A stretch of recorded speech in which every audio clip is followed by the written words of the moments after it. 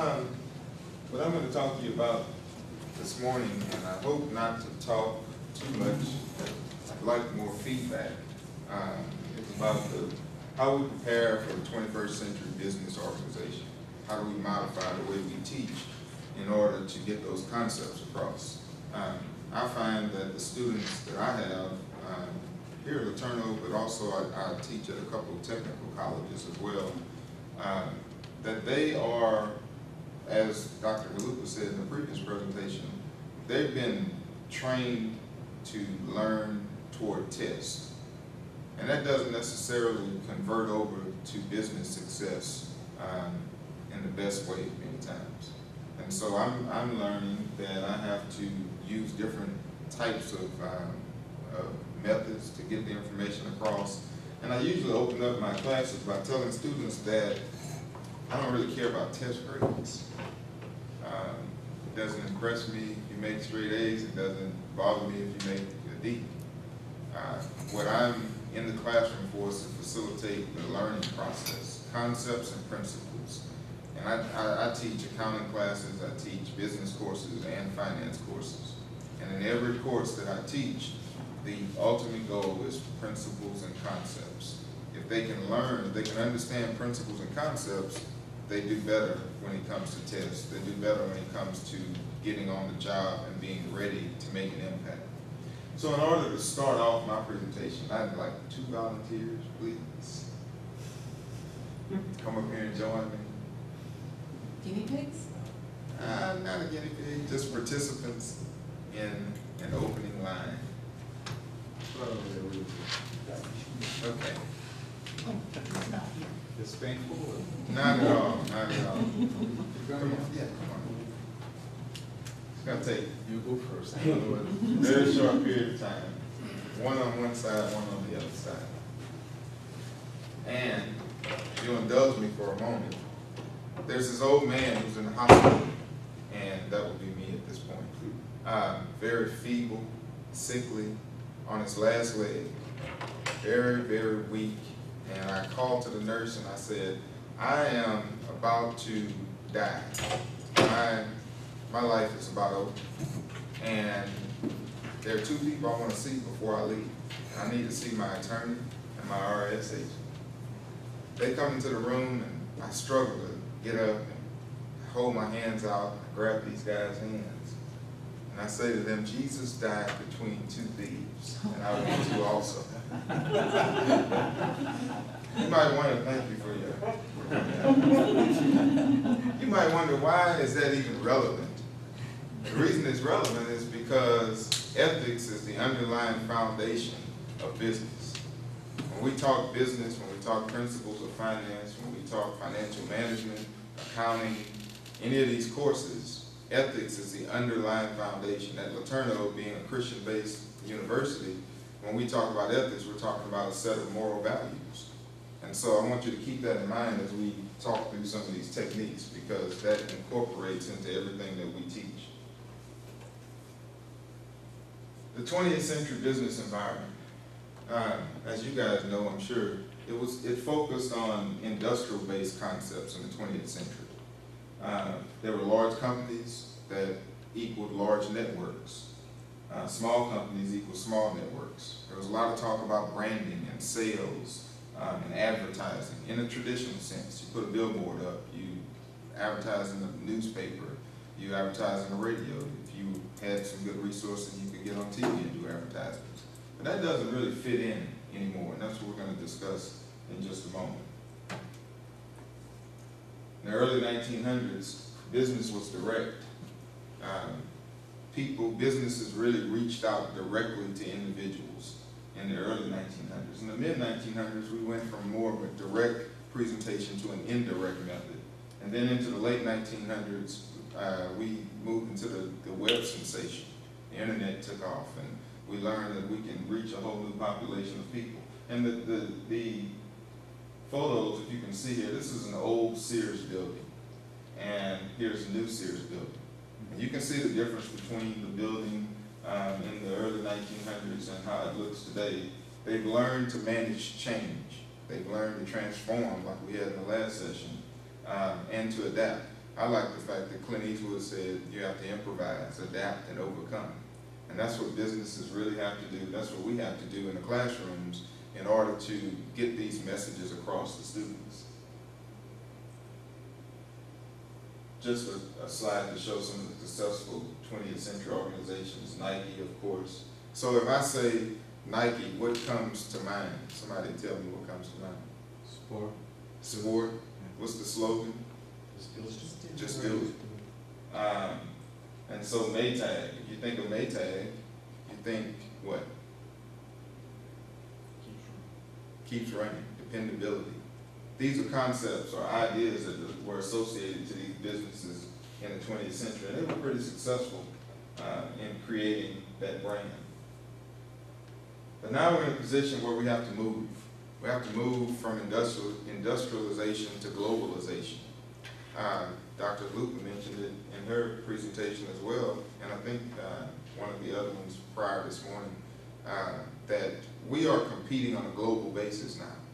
And so our students have to be prepared to meet the challenges across the globe, not just in East Texas, not just in the state of Texas, not even just in our country. They have to be prepared to compete globally. And so that causes a new paradigm shift. It causes us, if we continue doing things the way we've done them in the 20th century classroom, we're going to have 20th century rates, success rates, or 20th century results. And we just can't do that. We can't afford to do it anymore. We're putting our students at a disadvantage, and we're putting ourselves at a disadvantage because we're not evolving with the business world.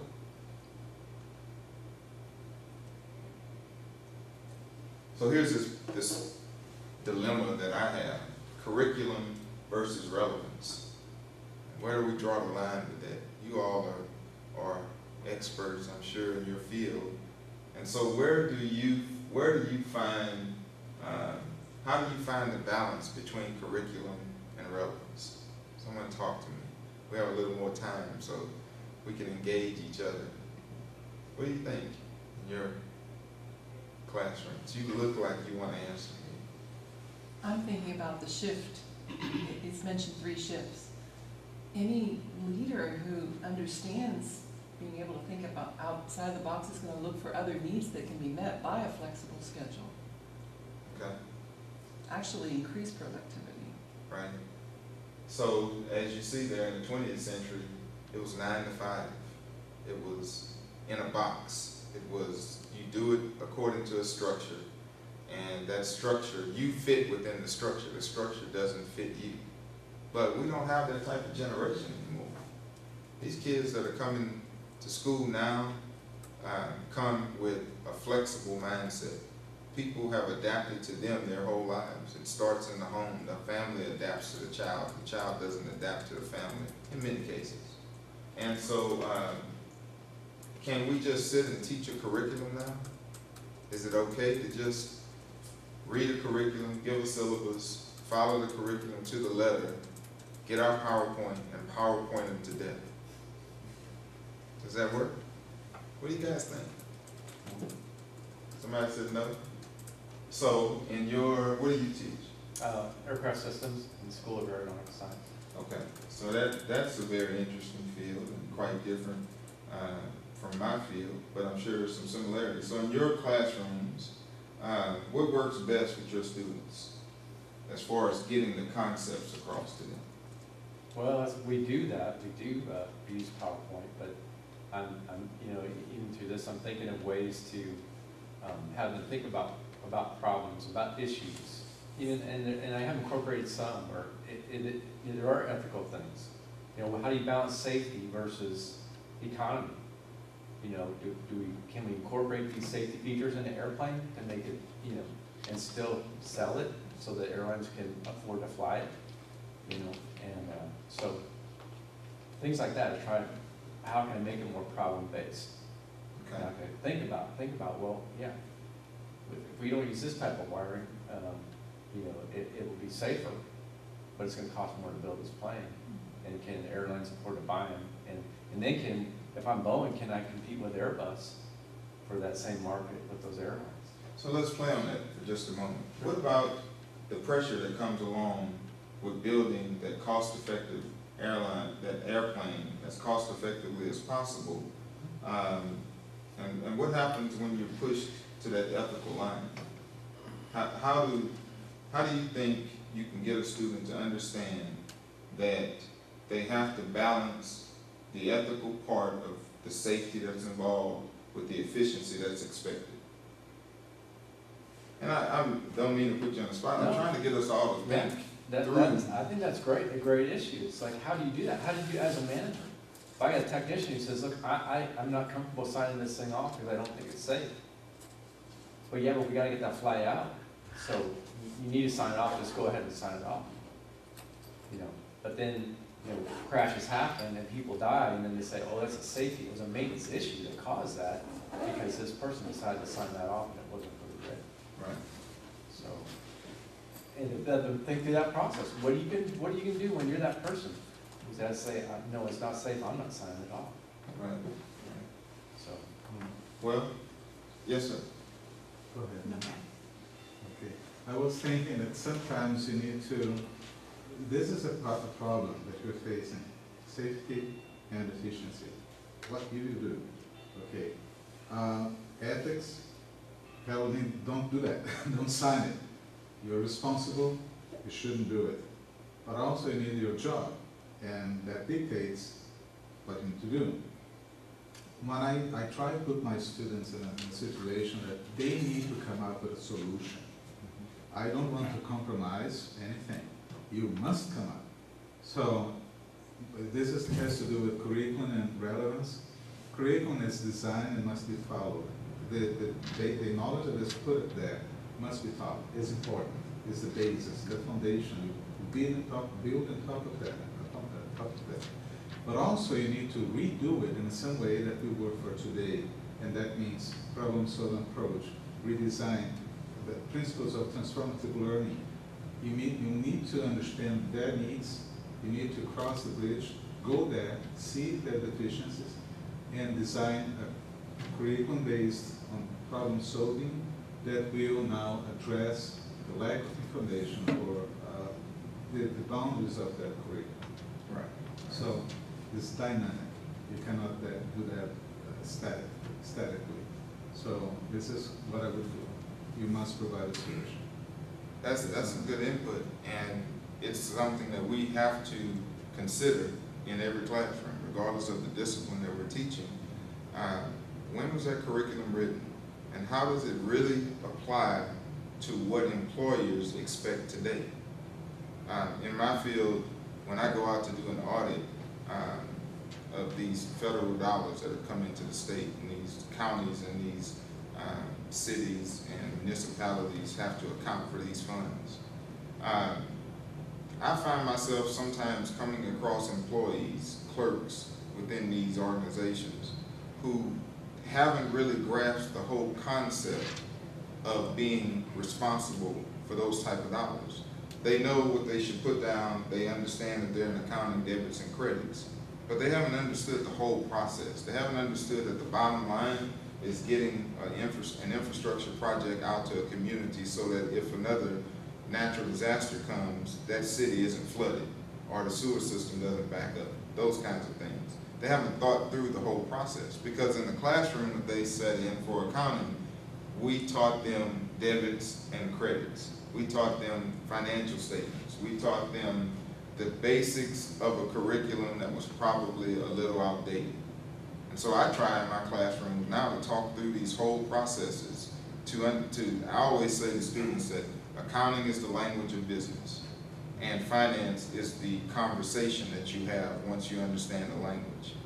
So we learn accounting, we talk debits and credits, but we also understand why it's a debit, why it's a credit, how it feeds to a financial statement, and then how do we have that conversation with a board? How do we explain to someone that this is what it means? And so try to make it as relevant as we can. We can't just sit and cookie cut a curriculum and think it's going to make that student ready to go into the workforce. And we heard earlier this morning that having a degree doesn't really mean that you're going to get that job that you think you deserve. having a degree doesn't necessarily, even today, in my estimation, and some others' estimation, a bachelor's degree may be worth as much as a high school diploma in some cases. And so you have to push yourself. You have to understand. And we're gonna talk a little more about it, but it's here at the bottom. Students today have to understand how to create value. When you step into the workforce, and it doesn't matter if you're the newest employee on the base, if you can create value for an organization, then your voice becomes heard. But if you're there and you're just doing, they train you to do this, this is what I'm going to do. I don't know anything outside of my box. This is all I'm going to do. If I'm an accounting clerk, I do accounting clerk work. If I'm a financial analyst, I analyze financial statements. That's all I do. Well, that doesn't work anymore. In the 20th century, specialists were important. It was important to have someone who did one job and did it well. In the 21st century, companies have to cut back many times. We went through the recession in 2007, 2008. Companies had to make budget cuts. They needed people who could create value, who could do more than one thing successfully. And so we have to focus on those type of concepts as we look into the 21st century organization. And so the 21st century organization, we focus on information-based business concepts as opposed to industrialized-based concepts. The organizations have changed now. While there's still some people at the top of organizations who are 20th century people who are trying to lead an organization into the 21st century and beyond, we have a lot of people on the staff level who are coming into these organizations right out of college who are 21st century thinkers. And sometimes that causes a clash. You have a 20th century boss with a 21st century staff, and you're trying to figure out where do we meet, how do we mesh these things. And I think it's important for us in our classrooms to push students to think critically, push them to think beyond their normal limits. I put scenarios up all the time. I come up with these crazy scenarios about how you can, just how do we do different things. So I told a student the other night, I said to the student, what if, I said I'm an undercover millionaire, by the way. I'm just posing in the classroom. And I'm worth $500 million, just so you guys know. They seem pretty impressed by that. So I said, okay, now I'm gonna tell you, I'm giving you two options. I'm gonna give you $500,000 to buy a house, a car, and set up an educational fund for your children. Or I'll give you $650,000 to start a business of your choosing, but every dollar of that $650,000 has to go into that business. You can't use any of it. If you use $1 of it for your own personal gain, then you forfeit the $650,000. Which choice do you take? This is a single mother with 2 kids. What choice you think she took? Second. The house, the security, the conservative choice. I'll take the house, the car, and the educational fund. But what could that $650,000 potentially do? Start the right business, use the right business concepts, that $650,000 could become $6.5 million potentially. So it's a matter of risk and reward. And in the classrooms, we have to consider risk and reward. How much of a risk are we willing to take in the classroom? I don't know how many times I can tell you I've heard outside of the box. You've heard that? People say you gotta think outside the box.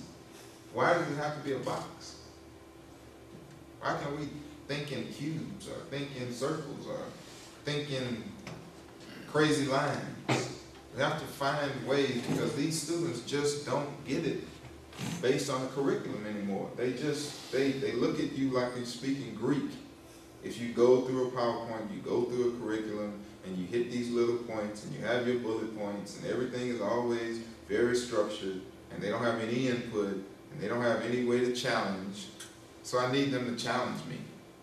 Just like we should be pushing them to think independently, because maybe they do have the next big idea, and maybe we shouldn't suppress that.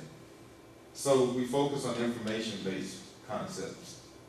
In the 21st century organization, small firms can actually equal large networks. You don't have to have the big, Boeing is it Boeing is the air company? In order to be a major player in that market. You can have a small firm that equals a large network when you position yourself using the resources of the 21st century to reach out globally. We have to increase footprint. We can increase footprint through cyber connectivity. So a company here in Longview can be a global organization because of virtual networks, because of being able to use the internet and the type of internet type capabilities that we can do business on a global stage. And so you can increase your footprint. Now, this is an interesting part here, culture, not branding. In the 20th century, I told you it was about brand. It was about brand management. How many of you think that Craftsman is a good tool? I know my generation and the generation before me they would always go to Sears and get a Craftsman toolbox, and you felt like you had the best that there was on the market when you bought Craftsman. And it didn't matter if some other brand had it cheaper. My dad was always thinking about getting that high quality tool from Sears. It was just something about the Craftsman brand. But you go and you ask a kid that's in their 20s today about a tool, and if they know what the tool is, first of all, the next thing they're going to say is something like, I'm going to go to Harbor Freight. They have the cheapest tools over there. Because they're not brand loyal. And we have to understand in the business world that, and trying to get that from the classroom into a business setting, businesses cannot build themselves around a brand anymore. They have to adapt to the culture. They have to appeal to the culture and understand that that target audience, when they gain the buying power in this country, they're not going to buy their grandfather's tools. They're going to buy the thing that appeals to them at that moment. The thing that's on the infomercial, the thing that's on that banner ad on Facebook, when they get on Facebook, when they're looking at Twitter and that ad pops up, that catches their attention. That's what they're going to run out and get. And so we have to appeal to the culture, not just to the brand anymore. What about virtual reach as opposed to traditional advertising? And I just touched on that. You see these signs on the highway when you're driving by, and it talks about advertising and says it just worked because you read the billboard. Okay, but 20 miles down the road, you've forgotten about that billboard. It really doesn't make the impact that it used to have anymore because we live in a society where people are moving to the next thing. And we have to reach them virtually. Where do our children, I say children, even adult learners, spend most of their time? On what? Craigslist. Craigslist. What else? Facebook, online somewhere. They get most of their information online.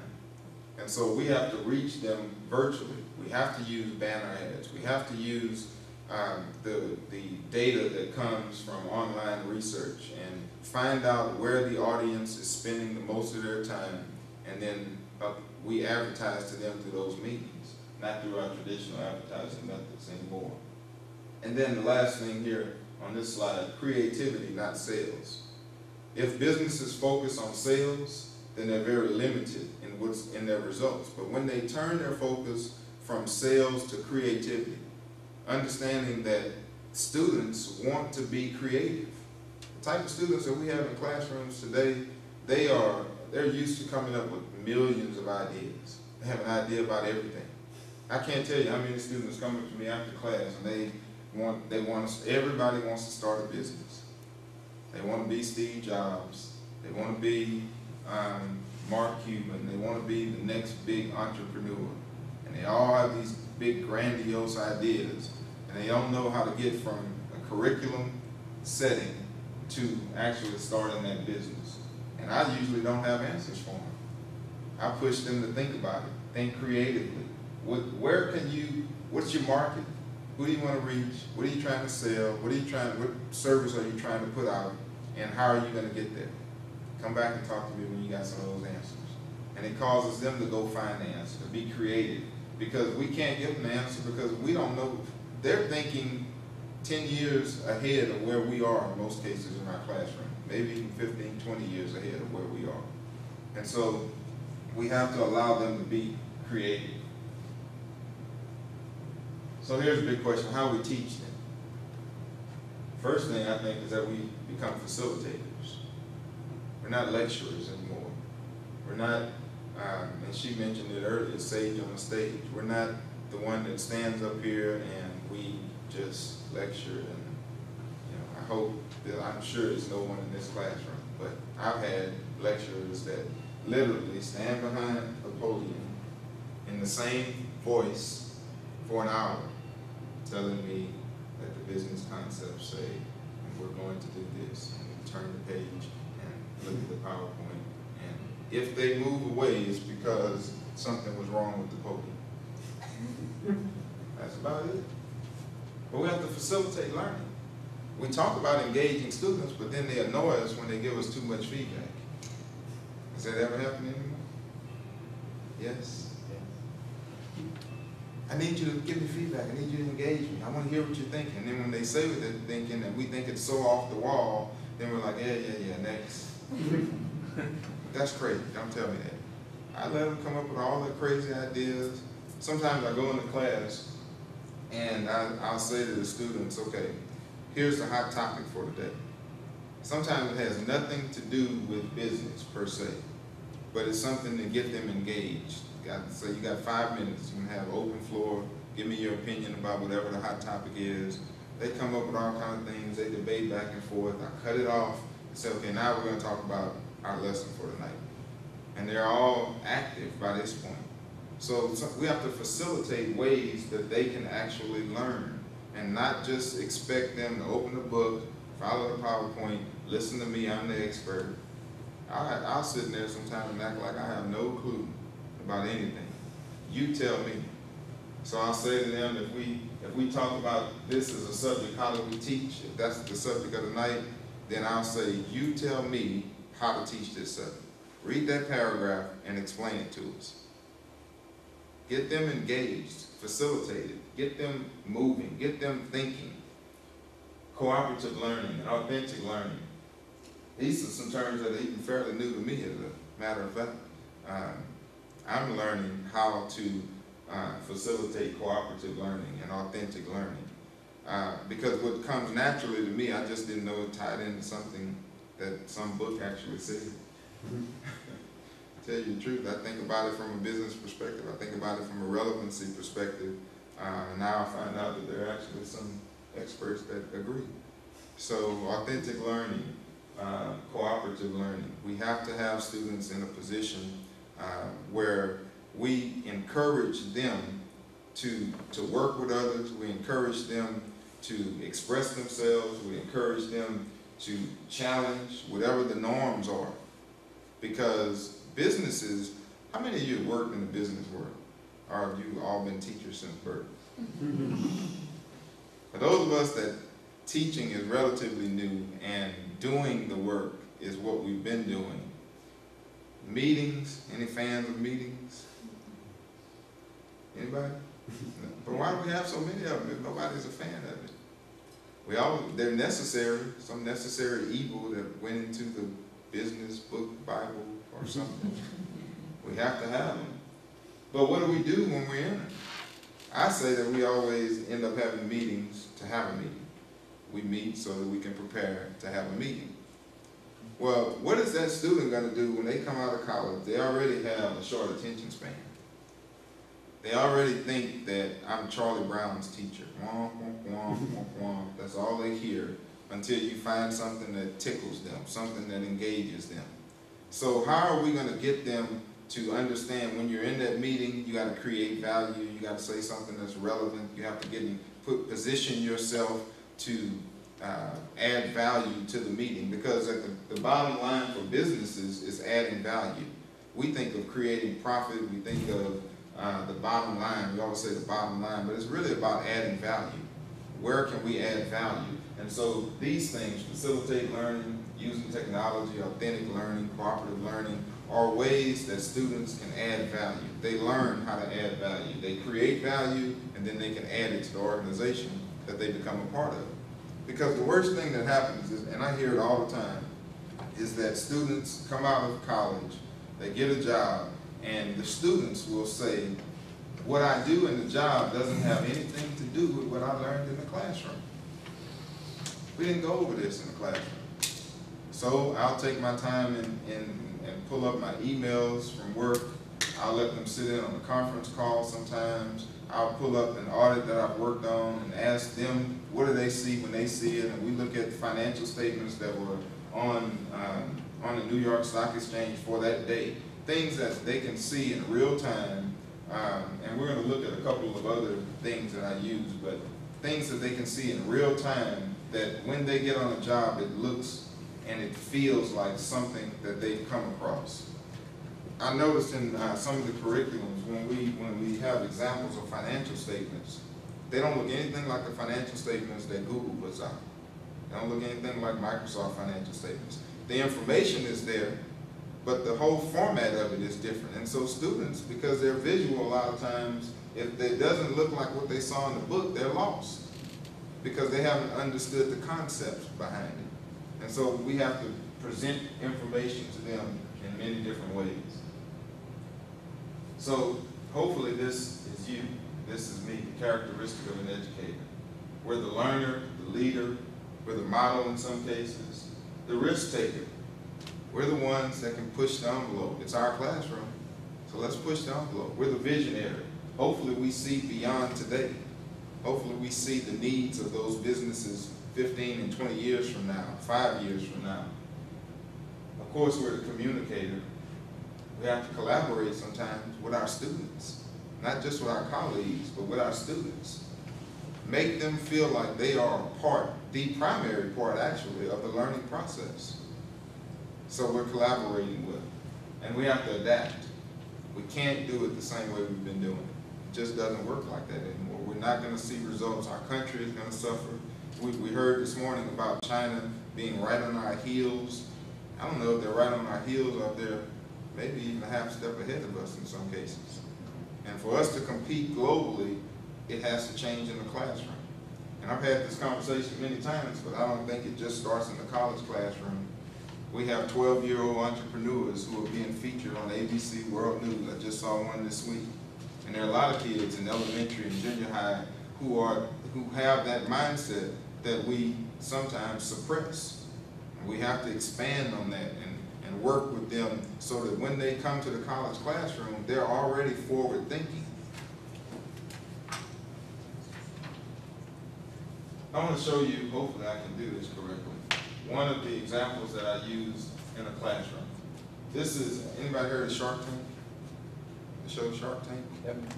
So the show Shark Tank, this is a clip from it. I think this might be the full episode, but we'll look at a clip. And what this clip talks about is marketing, branding, and valuation. And that happened to be the chapter in one of the classes I was teaching recently.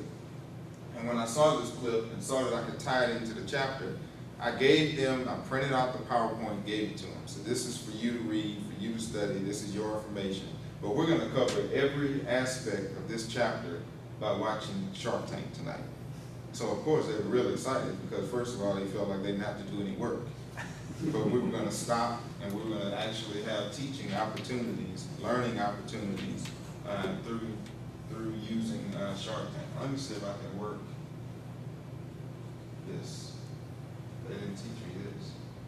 It should be the joystick there in the middle of that wheel. The joystick in the middle Oh, that of the little wheel. thumb deal. There it is. Okay. There, it's true. Technology. But then okay. All new season of Shark Tank, where hopeful entrepreneurs from across the country dream of a chance to secure an investment and gain powerful partners to start, grow, or save their businesses. If the Sharks hear a great idea, they're ready to invest using their own money. Mark, Would you like to vote? See if we can get work. Should have just left this for a while.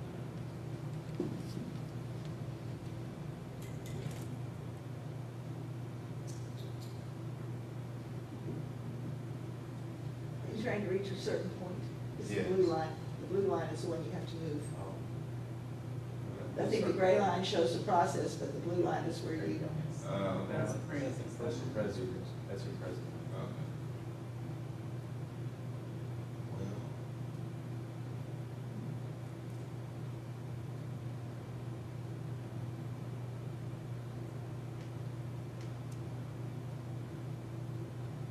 I did something wrong here. And I don't know how to fix it. And we don't have technology yet. So, I'll talk through it. Hopefully, maybe the next one will work. Is that arrow at the bottom, clicking on the arrow at the bottom, doing It's something? gonna go back to the next slide. Okay, well, at any rate, I have another one. Maybe the next one will work. I'll let it play. So, here's what happens. On Shark Tank, there's a board of sharks. There are people who, they're wealthy people, investors, and people come in on the show and they want to pitch their business. And when they pitch their business, they have to evaluate their business. So they might say something like, I'm asking for $100,000 in return for 10% of my company. Well, right there is a business valuation. They are evaluating their business at $1 million. And they have to support why they think it's worth $1 million. And they go through their whole little process of pitching it. The sharks will bite on them, tear it apart, listen to the presentation and find holes in it, because they're actually giving their money or considering investing their money into the business. Many times they will come back and forth with them negotiating. Well, you want $100,000 for 10%, I'll give you $150,000 for 40%. And so people have to determine, well, is it worth giving up that much stake in my business for the investment that I'm wanting? And it gets very interesting sometimes. I wish we could have looked at it. But in these presentations, they have to market, they have to talk about how they're going to market the business. They have to talk about branding or creating value and how they evaluate the business, what they've done in total sales year to date, what they've done maybe over 3 years, if it's a new business, what they project to do, those kind of things. All of that ties into the curriculum that was in that particular chapter. So when students, as I stopped it and I asked them, okay, what did that mean when they said 100,000 at 10%? What does it mean when Mark Cuban asked them, what are your projected cash flows for the next quarter? And so we talk about those things. We get the students' input, what they think it means, and then sometimes they're way off base, and then we reel them back in and say, well, this is what it really means. Not that you were completely wrong, but you weren't completely right, those kind of things. And it's a learning process. And they go away getting more from these video type things than they do if I would have gave them a PowerPoint. Now, it's not enough for me to think that, the results are positive. So what I did is I gave a quiz, a 10-question quiz, and I gave it, it's the same questions, but the questions were mixed up on each one. I gave one after I gave the PowerPoint presentation on this same information. And then I gave the quiz again, even though the questions were a little differently, some of the words tad bit changed, after they watched this. And I gave it to 4 different classes, and on average they scored 50% higher after seeing this than they did after doing the PowerPoint. We have a different population of students in our classrooms. They see Shark Tank. They don't see financial statements every day. So they understand first, that's a millionaire and I want some of his money. That bulb goes off. Then they understand, I have all these ideas about being an entrepreneur. Maybe I can get on Shark Tank. Well, you're going to be like the one that didn't get any money if you don't understand the concepts that we're talking about in this classroom. Because there are people that come on there and they can't defend their proposal. And because they can't defend it, they leave away with nothing. And so this is what I think is a good example of how to get students engaged, how to use a different method, different approach to get these students involved in what you're trying to convey to them. Let me see if I can work this one. This is Walgreens.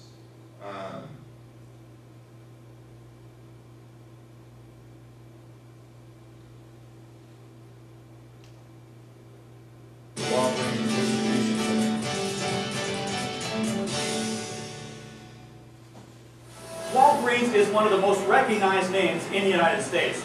It's the largest drugstore chain with over 8,300 stores in all 50 states. Here in Anderson, South Carolina, nearly 800 of those stores are fed every day using a unique combination of a high degree of technology and a very diverse workforce. It results in what many consider to be the coolest job in the world. From the outside, Anderson looks like any other distribution facility. 700,000 square feet, an attractive exterior for a warehouse. But inside, it is quite different. Here are some of the workers at Anderson. Notice anything different about them? Would you be surprised to learn that over 40% of the staff here have physical or mental disability? Well, that's the idea. You shouldn't be able to notice any difference. That's because Walgreens, along with the company's warehouse design partner, Schaefer Systems, built this facility to allow both disabled and non-disabled team members to do their work side by side, with everyone meeting very high standards of performance. Meet Angela Mackey. Angela has cerebral palsy. It is her job to recruit the disabled workforce here. I don't think people understand how hard it is for individuals with disabilities to get a job. I have a master's degree and 4.0 GPA. Nobody wanted to hire me. Walgreens haven't made a level playing field. We are judged by our ability. We're given the opportunity to prove what we can do before we're judged. The idea for hiring the disabled was the brainchild of Randy Lewis. He is retiring now as the man in charge of Walgreens distribution, and he's also the father of a child with autism. But as a father, I saw these kids in these special ed programs growing up with all kinds of disabilities, not just autism, but CP and all different types of abilities, and started thinking about what's going to happen to these kids after they get out of school. The people with disabilities die a death of 1,000 cuts. That's something I know as an employer, something I know as a parent. We went through a phase of building a lot of distribution centers, and we had a little bit of extra time to design a whole new generation. And we got the idea of saying we've used automation successfully. Why don't we use it to enable a group of people who have never had a job before? People with disabilities. Since this program started, Walgreens has become a model that others are now copying.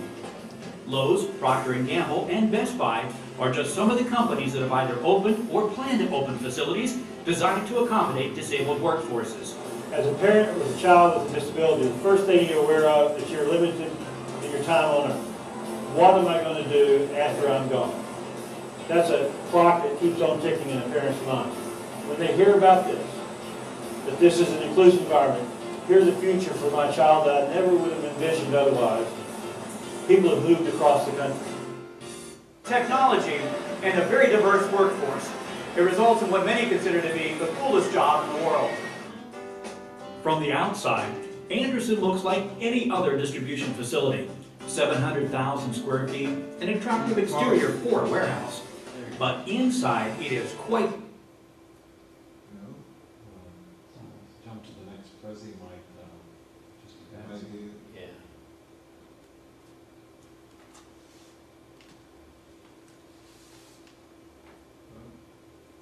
Okay.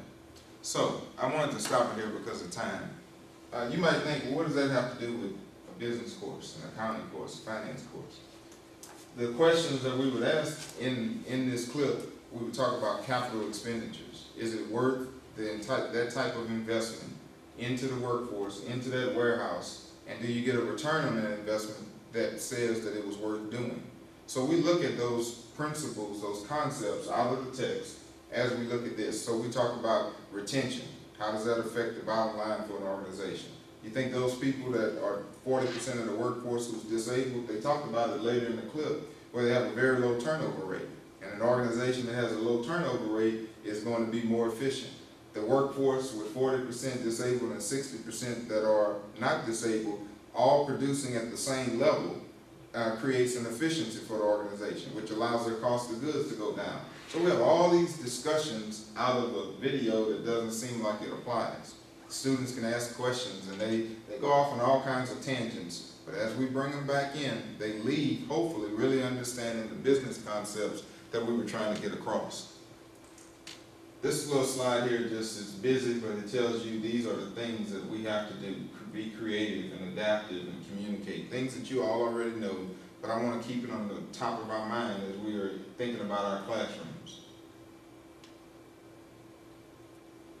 So this lady, Kathy Davidson, professor at Duke, she says you can't take on 21st century tasks with 20th century tools and hope to get the job done. And I always tell students that everything we learn in every classroom is just something to put in our tool belt. And when we get on the job, we're going to use those tools at some point.